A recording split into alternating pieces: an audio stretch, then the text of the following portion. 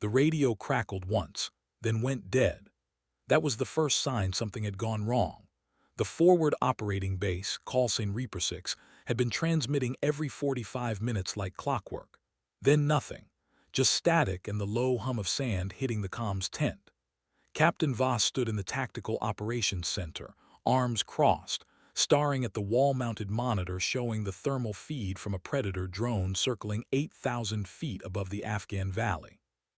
The feed showed heat signatures, too many of them, moving in coordinated patterns around the base perimeter. He didn't need an analyst to tell him what that meant. Reaper 6 was about to be overrun, and the nearest quick reaction force was 40 minutes out by Chinook. 40 minutes they didn't have. "Get me anything airborne," Voss said, his voice flat but edged with urgency. The airspace controller, a young lieutenant with sweat beading on his temples, scrolled through the air tasking order on his tablet. His face paled. "Sir, we've got nothing in range. The Apache flight diverted to Kandahar for fuel. The fast movers are committed to a strike package up north. We're dry." Voss clenched his jaw. 12 men and women at Reaper 6. 12 Americans about to be erased from the map because the timing was wrong and the bureaucracy was slow. He was about to authorize the QRF anyway, consequences be damned, when the controller's radio hissed to life. "Reaper TOC, this is Warthog 27. I'm 40 clicks southwest, solo flight, RTB from a show of force. I've got full combat load and 20 minutes of playtime. You need a hand." The voice was calm, almost casual, like she was offering to pick up groceries. Voss exchanged a glance with the controller. Warthog, that meant A-10. That meant close air support. That meant a chance. Warthog 27, Reaper TOC, authenticate Bravo Charlie 6. There was a pause. Then, Lima Whiskey 9er, I'm authenticated. What's the situation? Voss leaned over the radio. "We have 12 souls at Reaper 6 about to get hit hard. No other air assets available. Can you hold until the QRF arrives?" Another pause, longer this time. When the voice came back, it had shifted. Still calm, but there was something else underneath it now, something cold. "Roger, Reaper TOC. I'll buy them the time. Give me a freak and a grid." The controller rattled off coordinates and switched her to the base frequency. Voss watched the drone feed. The enemy was tightening the noose. He looked at the empty sky on the feed, waiting for the aircraft that would either save 12 lives or join them in the dirt. No one in the TOC said it, but they were all thinking the same thing. One pilot, against an unknown force in the dark. It wasn't enough, but it was all they had. Her name was Rook, not her real name, but the only one that mattered anymore. Captain Eliza Harrow had earned the call sign 3 years prior during a training exercise at Nellis Air Force Base, when an evaluator told her she moved across the battlefield like a chess piece, steady, predictable, and ultimately expendable. The name stuck. Most call signs came from moments of glory or stupidity. Hers came from an insult. She'd stopped caring about the origin a long time ago. What mattered now was the weight of the stick in her right hand, and the faint green glow of the heads-up display reflected against the canopy glass. The A-10 Thunderbolt II was not a graceful aircraft. It didn't slice through the air like an F-16 or command the sky like an F-15. It crawled. A lumbering, ugly beast built around a 30mm rotary cannon that could shred a tank like tinfoil. The Air Force had tried to retire it a dozen times. Congress kept bringing it back. The grunts on the ground loved it.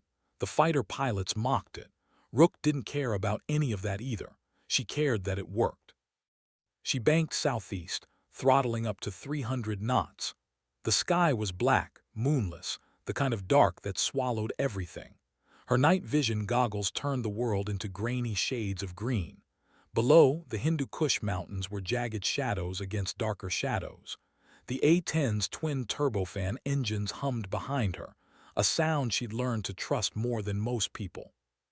"Reaper 6, Warthog 27, inbound your pose, gimme a sitrep." Her voice was steady over the radio. She kept her tone even, professional. No emotion, not yet. The response came fast, breathless. A sergeant, probably, young. Warthog Reaper 6. We've got 50-plus enemy fighters in the tree line northwest and east of our position. They're massing for an assault. We're taking sporadic fire now. Estimate 5 minutes before they push. Copy, can you mark your position? Negative, IR strobe is down. We're the only structure in the valley. Single-story, sandbagged perimeter. You'll see our muzzle flashes. Rook's thumb hovered over the weapon selector. Understood, stay tight, I'm coming in low. She nosed the A-10 down, descending to 4,000 feet. The airframe shuddered as she cut through a pocket of turbulence. She checked her loadout, 2 Mavericks, full ammunition drum for the GAU-8 and 11 Hydra rockets. Enough to make a statement, maybe not enough to win. Her heart rate didn't spike, it never did. That was the thing about Rook. She didn't fight with adrenaline, she fought with math. Angles, altitudes, ammunition counts. The chaos of combat reduced to numbers she could control. Reaper TOC, Warthog 27. I've got eyes on the valley. Confirm Reaper 6 is the only friendly structure. Affirm everything else is hostile. Good, that makes it easy. She saw them before they saw her. Heat signatures clustered in 2 groups along the tree line, maybe 60 fighters total, moving with the deliberate coordination of trained insurgents. Not wild, not panicked, they knew what they were doing. Rook cycled through her targeting pod, zooming in on the northwest group. They were setting up mortars, that was the immediate threat. She rolled the A-10 inverted, pulling into a steep dive that pressed her into the seat. The altimeter unwound. 4,000, 3,000, 2,000. She pickled off a Maverick missile at 1,500 feet, then yanked the stick back, pulling 6 GS as the missile streaked downward on a plume of fire. The explosion lit up the valley like a flashbulb. The mortar team evaporated. Rook didn't watch. She was already lining up the second group. The radio erupted. Warthog, good hit, they're scattering. Reaper 6, keep your heads down. I'm coming back around. She brought the A-10 into a wide left turn, eyes scanning the infrared feed. The eastern group was moving now, rushing toward the base. 50 meters, 40. She armed the GAU-8 and rolled wings level, dropping to 800 feet. The cannon's crosshairs drifted across the advancing line. She squeezed the trigger. The GAU-8 roared, 70 rounds per second. The sound was apocalyptic, a deep, bone-shaking BRRRT that echoed across the valley. Tracers arced downward in a glowing river. The ground erupted in geysers of dirt and shredded foliage. Bodies disappeared. The survivors broke and ran.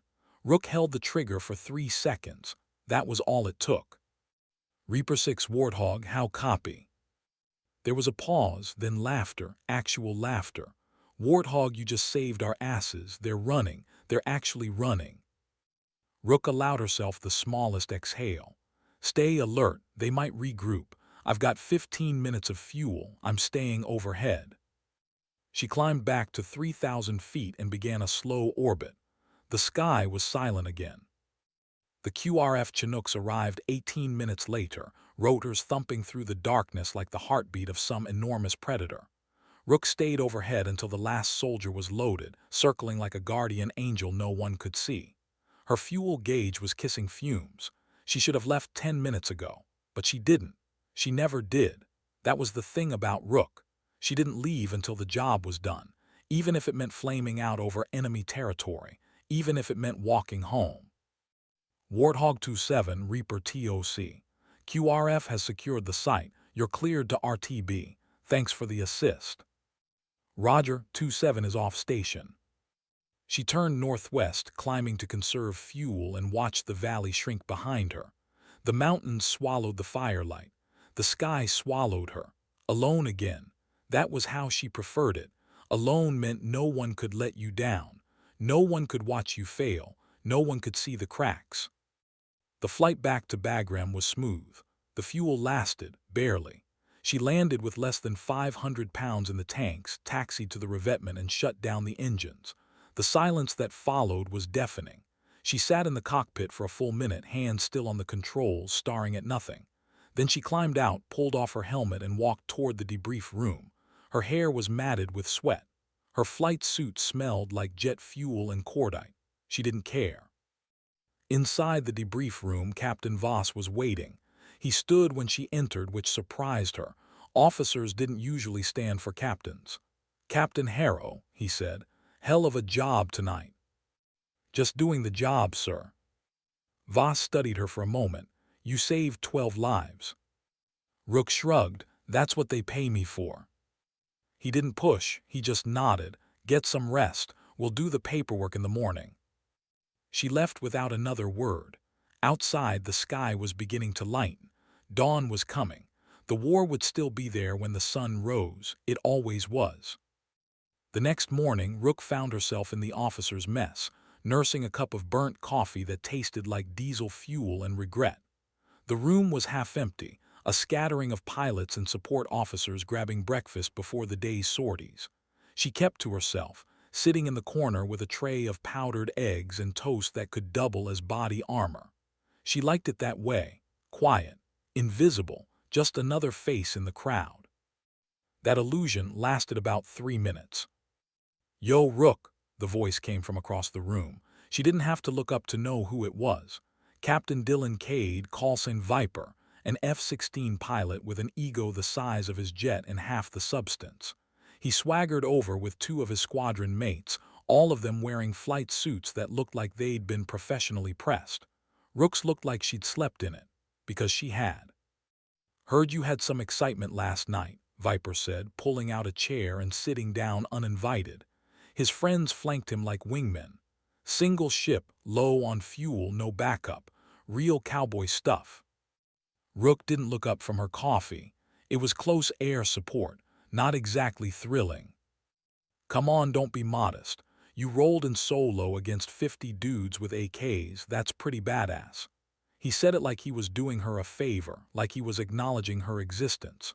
Rook took a sip of coffee and said nothing. Viper leaned back in his chair, grinning. Of course, an F-16 could have done the same job in half the time, just saying. One of his buddies laughed. Rook set her cup down. "An F-16 can't loiter, can't carry the same ordnance, can't take the hits, and it definitely can't get low and slow enough to put steel on target without turning the friendlies into pink mist. But sure, half the time." Viper's grin faltered. "It's just a different mission set." "Yeah, mine's harder." The table went quiet. Viper opened his mouth, then closed it. He stood, nodded once, and walked away. His friends followed. Rook went back to her eggs, alone again, the way she liked it. Or at least the way she'd convinced herself she liked it. Later that day, she was summoned to Colonel Hendricks' office. Hendricks was the wing commander, a career fighter pilot who'd flown F-15s in Desert Storm and had the handshake of a vice grip and the stare of a man who'd seen too much. Rook knocked twice and entered. "Captain Harrow, sit." She sat. Hendricks slid a folder across the desk. "That's your after-action report from last night. Reaper 6 filed a commendation. They want you put in for a medal." Rook stared at the folder. "I was just doing my job, sir." "I know. That's why they want to give you the medal." She didn't pick up the folder. "With respect, sir, I don't need recognition. I need more flight hours and fewer maintenance delays." Hendricks leaned back in his chair, studying her. "You know what your problem is, Harrow?" "I have several, sir." "You don't let people see you. You fly, you fight, you disappear. No one knows who you are." "That's intentional." "I know, and it's going to cost you." Rook met his eyes. "Cost me what?" "Respect, influence, the ability to lead. You're a damn good pilot, Rook, but you're invisible, and invisible people don't get promoted. They don't get the good assignments, they just fade." She didn't respond. Hendricks sighed. "Take the commendation, let people see what you can do. That's an order." "Yes, sir." She left the office with the folder under her arm and the weight of his words pressing down on her shoulders. Invisible. Maybe that was the point. Maybe that was safer. Because the moment people saw you, they expected things, and expectations led to disappointment. She'd learned that the hard way. Rook's father had been a pilot too. Navy, FA-18 Hornet, Lieutenant Commander James Harrow, call sign Reaper. He died when she was 12, ejecting over the Pacific during a training accident. The ejection seat worked. The parachute didn't. They found his body 3 days later floating face down in the water, still strapped to the collapsed chute. The Navy called it a malfunction. Her mother called it a tragedy. Rook called it a warning. Flying was dangerous. Trusting equipment was dangerous. Trusting people was worse. She joined the Air Force anyway. Not because she wanted to follow in his footsteps, but because she wanted to understand what he died for. She wanted to sit in a cockpit and feel what he felt. She wanted to know if it was worth it.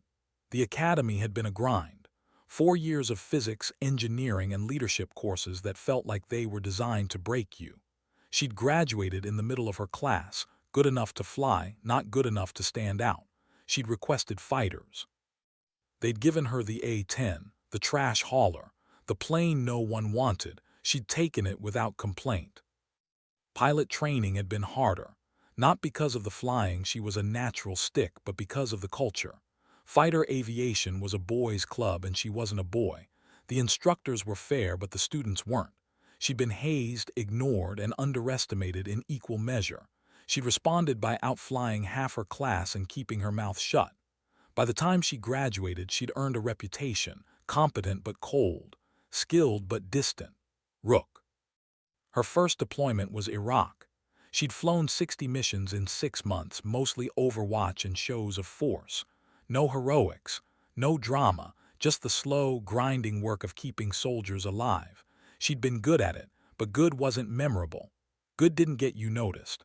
So she'd stayed in the background, flying her sorties and returning to base, invisible. Until last night. Until 12 lives had depended on her. Until she'd stopped being invisible and started being necessary. She didn't know how to feel about that. The commendation ceremony was held 3 days later in a dusty corner of the flight line. Colonel Hendricks read the citation in front of a formation of bored airmen and a handful of officers who'd been voluntold to attend. Rook stood at attention, staring at a point somewhere over Hendricks' shoulder, while he described the events of that night in language that made it sound far more dramatic than it had felt. When he pinned the medal to her chest, she saluted, shook his hand, and walked away. The whole thing took 10 minutes. Viper was waiting by her A-10 when she got back to the revetment. He leaned against the landing gear, arms crossed, watching her approach. Rook stopped a few feet away, wary. "What do you want, Cade?" "Just wanted to say congrats, and maybe I was a dick the other day." "Maybe." He smiled, but it didn't reach his eyes. "Okay, definitely. Look, I've been flying fast movers for 6 years. I'm used to being the guy who gets called in when things go sideways. Hearing about you doing what you did, it reminded me that not everyone needs afterburners to get the job done." Rook tilted her head. "Is this an apology?" "It's an acknowledgement. You're good at what you do. I respect that." She studied him for a long moment. "Thanks. Don't let it go to your head, Rook. You're still flying a flying bathtub." She almost smiled, almost, better than a flying coffin. Viper laughed, pushed off the landing gear, and walked away. Rook watched him go, then turned to her aircraft. The A-10 sat on the tarmac like a patient animal, scarred and battered and ready to go again.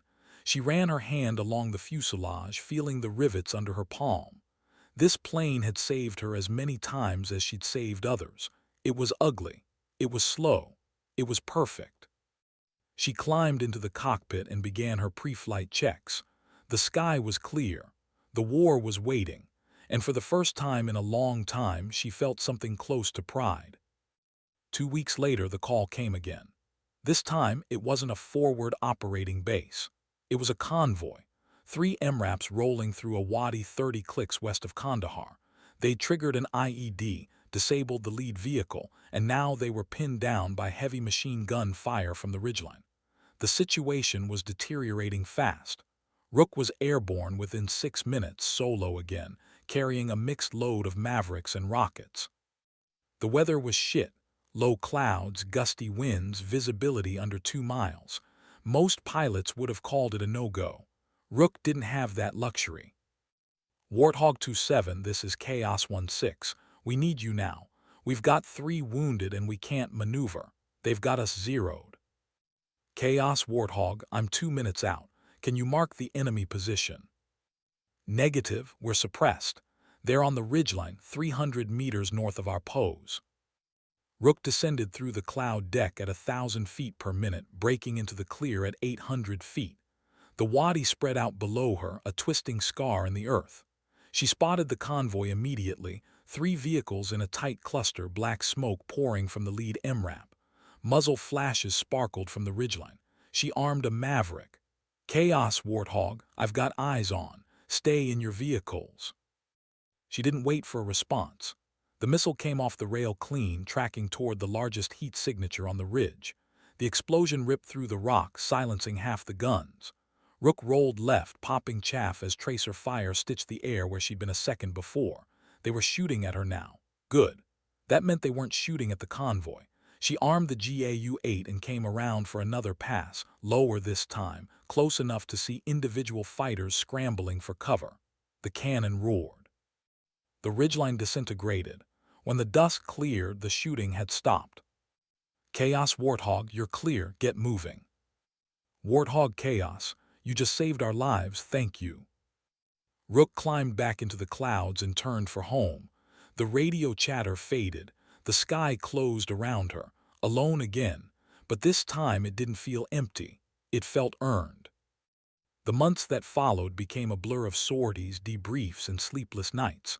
Rook flew more missions than anyone else in her squadron, volunteering for the flights no one wanted, bad weather, high-threat, last-minute scrambles. She became the pilot they called when everything else had failed.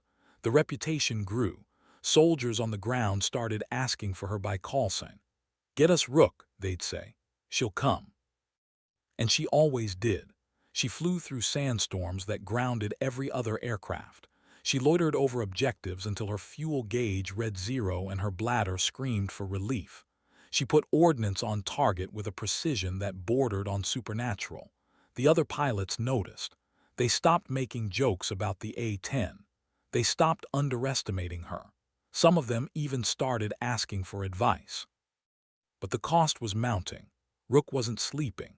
She'd lie in her bunk staring at the ceiling, replaying every mission in her head, every close call, every mistake, every second where she could have done something different, something better. The weight of it was crushing. She'd saved dozens of lives, but she couldn't stop thinking about the ones she hadn't. The convoy that got hit before she arrived. The patrol that called for help but didn't make it to extract. The ghosts piled up. Captain Voss noticed. He pulled her aside one afternoon after a debrief. "You need to take a break, Harrow." "I'm fine, sir." "You're not. You're flying yourself into the ground, literally." "I can handle it." "I'm not questioning your ability. I'm questioning your judgment. When's the last time you had a day off?" Rook didn't answer. She couldn't remember. Voss sighed. "I'm grounding you for 72 hours. That's an order. Go to Bagram, see a movie. Eat food that doesn't taste like cardboard, sleep." "Sir." "Not a debate, Captain." She left his office furious, but she obeyed. She hitched a ride to Bagram, checked into the transient quarters, and tried to relax. It didn't work. She spent the first day packing. The second day lifting weights until her arms shook. The third day sitting in the chapel, staring at the stained glass window, trying to remember how to pray. She couldn't. The words were gone. So she just sat there, silent, until the chaplain asked if she needed to talk. She said no and left. On the flight back to her base, she stared out the window of the C-130 and realized something. She wasn't afraid of dying. She was afraid of failing, of being the pilot who didn't show up, the one who let people down, the one who proved her father's death had been for nothing. That fear was louder than any engine, louder than any explosion. It drowned out everything else. She needed to let it go, but she didn't know how. The breaking point came 3 months into her deployment. It was a night mission, another troops in contact call, another desperate scramble to save lives. Rook launched into a sky choked with weather, the kind of turbulence that made the A-10 buck like a wild horse. The target was a small outpost under siege, 50 enemies, 10 defenders. The math was bad. She arrived overhead in zero visibility. No moon, no stars, just clouds and rain and the faint glow of tracer fire below. The ground controller was panicking. Warthog, we're about to be overrun. If you can't see us, we're done. Rook descended to 500 feet, the lowest she'd ever flown in weather like this. The altimeter warning screamed. The radar altimeter screamed louder. She ignored both. Her eyes were locked on the FLIR feed, searching for the outpost. There, a tiny cluster of heat signatures surrounded by a sea of hostiles. She armed the GAU-8 and lined up the shot, but the weather shifted. A gust of wind slammed into the A-10, throwing her off course. She corrected, but she was too low, too slow. The stall warning blared. She shoved the throttles forward, pulling up hard, feeling the airframe shudder. She'd almost augured in, almost killed herself, almost orphaned her own mission. The realization hit her like a brick. She climbed back to 2,000 feet, hands shaking, and forced herself to breathe. Then she went back down. This time she was ready. She fired. The enemy scattered. The outpost held. She landed an hour later, taxied to the revetment, and sat in the cockpit until dawn, unable to move. Captain Voss found her there. He didn't say anything. He just climbed up the ladder, sat on the canopy rail, and waited. After a long silence, Rook finally spoke. "I almost died tonight." "I know. I didn't care. That's the problem. I didn't care." Voss looked at her. "Why?" "Because caring means failing. And I can't fail." "You're human, Rook. Humans fail. It's what we do." "My father didn't get to fail. He got to die." "And you think you owe him perfection?" She didn't answer. Voss climbed down from the rail. "You don't owe him anything, Harrow. You owe yourself a life. Flying isn't living. It's just not dying." He walked away, leaving her alone with the sunrise and the truth she'd been avoiding for years. The next day, Rook requested to see the flight surgeon. She sat in his office, hands clasped in her lap, and told him everything. The sleepless nights, the replays, the fear, the anger. He listened without judgment, then asked her a single question. "Do you want to keep flying?" "Yes." "Then you need help, not because you're weak, because you're human." He referred her to a psychologist. Rook resisted at first. Therapy felt like surrender, but she went anyway because the alternative was worse. The sessions were hard. She talked about her father, about the pressure, about the impossible standard she'd set for herself. The psychologist didn't offer easy answers. She offered tools, ways to process, ways to cope. Rook used them.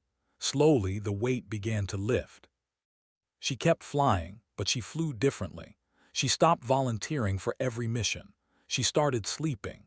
She started talking to the other pilots, not as competitors but as colleagues. She even accepted an invitation to a squadron barbecue where she ate overcooked burgers and listened to Viper tell exaggerated stories about his exploits. She didn't enjoy it, but she didn't hate it either. That was progress. The missions continued. Rook saved more lives. She lost some too, but she stopped carrying them all on her shoulders. She learned to let go, not of the responsibility, but of the guilt. She learned that being a good pilot didn't mean being a perfect pilot. It meant showing up, doing the work, and trusting the process. It meant being human. That was the hardest lesson of all, but it was the one that mattered most. Because in the end, the sky didn't care if you were perfect. It only cared if you were there. 6 months into her deployment, Rook was reassigned. Not home, to a new base. A new mission, training the next generation of A-10 pilots. She'd been reluctant at first. Teaching felt like a step backward, but Colonel Hendricks had insisted. "You've got something the young pilots need, not just skill, perspective." So she went. The base was in Nevada, far from the war, far from the chaos. The students were eager, overconfident, and terrifyingly young. Rook stood in front of them on the first day and saw herself 3 years ago. Invisible, hungry, desperate to prove something. "Flying the A-10 isn't about being the fastest or the flashiest," she told them. "It's about being where you're needed when you're needed, for as long as you're needed. It's about being reliable. That's harder than it sounds." One of the students raised a hand. "Is it true you flew 50-plus combat missions in one deployment?" 63, Rook said. But that's not the point. The point is that every mission mattered, not because I was special, because the people on the ground needed someone to show up, and I did. Another student spoke up. How do you deal with the pressure? Rook paused. You accept that you can't save everyone, you do your best, and you forgive yourself when your best isn't enough. That's the job. The room was silent. She could see the weight of her words settling on their shoulders. Good. They needed to understand that flying wasn't glamorous. It was hard, it was necessary, and it would take everything they had. But if they could do it, if they could show up day after day, mission after mission, they'd be part of something bigger than themselves. They'd be part of the legacy. The long line of pilots who'd put steel on target and brought soldiers home. Rook spent the next year teaching. She flew with the students, critiqued their techniques, and shared the lessons she'd learned in blood and fire. Some of them washed out. Some of them thrived. All of them left with a deeper understanding of what it meant to be an A-10 pilot. And in teaching them, Rook found something she hadn't expected: purpose. Not in the missions, but in the people. In the knowledge that the work would continue long after she was gone. 2 years after her deployment, Rook was promoted to major. She didn't celebrate. She just pinned on the new rank and kept working. She was stationed at Davis-Monthan Air Force Base in Arizona, the home of the A-10. The desert stretched out in every direction, flat and endless and hot. She liked it. It reminded her of Afghanistan, of the sky that had tested her and the missions that had shaped her. She still flew, not as much as before, but enough to stay sharp. She'd lead training missions, running young pilots through close air support scenarios, teaching them how to talk to ground controllers and put bombs on target without killing friendlies. She was good at it, better than she'd expected. The students respected her, not because she demanded it, but because she'd earned it. She'd been there. She'd done the work. She carried the scars, not physical, but deep nonetheless. One afternoon, she received a call from Captain Voss. He'd been promoted too, now a lieutenant colonel stationed at the Pentagon. "Rook," he said, "I need a favor." "What kind of favor?" "The kind where you tell your story." She frowned. "I'm not a storyteller, sir." "No, but you're a symbol. There's a documentary crew doing a piece on the A-10. They want to interview pilots who have flown combat missions. Your name came up." "I don't want to be on camera." "I know, but the story matters. Not for you, for the kids who don't know what it takes, for the politicians who want to cut the A-10 program, for the soldiers who need to know someone's watching their back." Rook was silent for a long time. Then she said, "Okay, I'll do it." The interview took place at Davis-Monthan in a hangar with an A-10 parked behind her. The crew asked her about her missions, her training, her call sign. She answered honestly, without embellishment. She talked about the fear, the exhaustion, the satisfaction of bringing people home. When they asked her what she wanted people to know about the A-10, she looked at the camera and said, "It's not the plane, it's the person flying it. The plane is just a tool. What matters is the pilot who shows up when no one else can." The documentary aired 6 months later. Rook didn't watch it, but she heard from soldiers who did. Messages flooded in from grunts she'd never met, thanking her for telling the truth, for showing them that someone cared, for reminding them that they weren't alone. She didn't know how to respond, so she didn't. She just kept flying. 5 years after her deployment, Rook was a lieutenant colonel. She commanded a squadron now, responsible for 60 pilots and a fleet of aging A-10s. The aircraft were falling apart. The Air Force was still trying to retire them. Congress was still fighting back. It was a political battle Rook didn't care about. She cared about the mission. She cared about the pilots under her command. She cared about making sure they were ready. One of her pilots, a young captain named Lee, came to her office one day. "Ma'am, I need advice." "About?" "I'm struggling. The missions are getting to me. I can't stop thinking about the ones where we didn't make it in time." Rook leaned back in her chair. "You're carrying the weight." "How do I stop?" "You don't. You just learn to carry it better." Lee frowned. "That doesn't sound like a solution." "It's not, it's survival." Rook stood and walked to the window, looking out at the flight line. You can't save everyone, but you can show up. You can do the work, and you can trust that the work matters even when it doesn't feel like it. Did someone tell you that?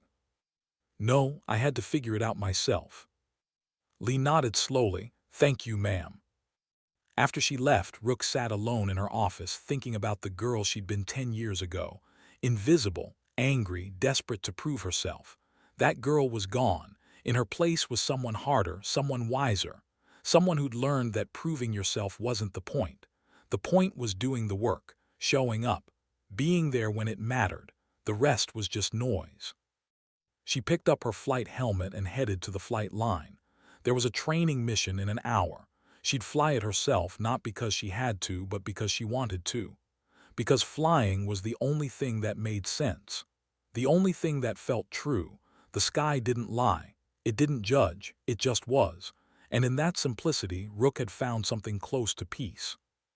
10 years after that night in Afghanistan, Rook stood in front of a room full of cadets at the Air Force Academy. She was a full colonel now, the highest rank she'd ever thought she'd reach. Her hair was streaked with gray. Her flight suit had been replaced with service dress, but her eyes were the same. Sharp, focused, unyielding. You're going to hear a lot of things about what it means to be a pilot, she told the cadets. Most of it will be bullshit. People will tell you it's about speed or skill or glory. It's not. It's about responsibility. It's about showing up when someone needs you and doing the job even when it's hard, even when it's thankless, even when no one's watching. One of the cadets raised a hand. Is it true you flew 63 combat missions in one deployment? Rook smiled. Yes, but that's not what I'm proud of. What are you proud of? That I came home. That the people I was there to protect came home. That the mission got done. The cadet nodded. Rook looked out at the sea of young faces and saw her father, saw herself, saw the future. The sky is the same for everyone, she said. It doesn't care who you are or where you came from. It only cares if you're ready. So be ready, always. After the speech, a young woman approached her. Ma'am, I want to fly the A-10. Why? Because of you. Rook studied her for a moment. Then she said, don't fly because of me. Fly because you're needed. Fly because someone has to. Fly because the work matters. The woman smiled. Yes, ma'am. Rook watched her walk away and felt something she hadn't felt in a long time. Hope, not for herself but for the people who would come after. The ones who would carry the weight. The ones who would show up. The sky was waiting for them. It always was. And as long as there were pilots willing to answer the call, the mission would continue. The legacy would endure. The sky would never be silent.